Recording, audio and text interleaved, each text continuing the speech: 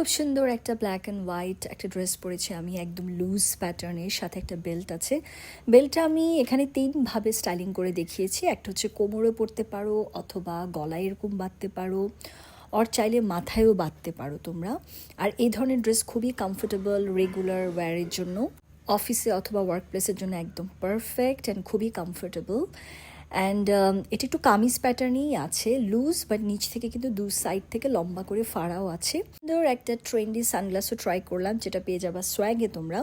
এরপর একের পর এক আমি কানের দুল ট্রাই করছিলাম, আর লম্বা কানের দুল আমি খুব কম পরি, আমার ছোটোখাটো জিনিস খুব সুন্দর লাগে। তো এই ছোট্ট একটা পার্ল অ্যান্ড স্টোন মিলিয়ে একটা কানের দুল আমি পরেছি, এটাই ভালো লাগছিল।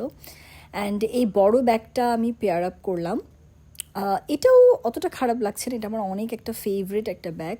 অ্যান্ড এই ব্যাগটা আমি রিসেন্টলি পারচেস করেছি, আমার শপিং হলেই তোমরা দেখতে পাবে আমি কি কি পারচেস করেছি রিসেন্টলি।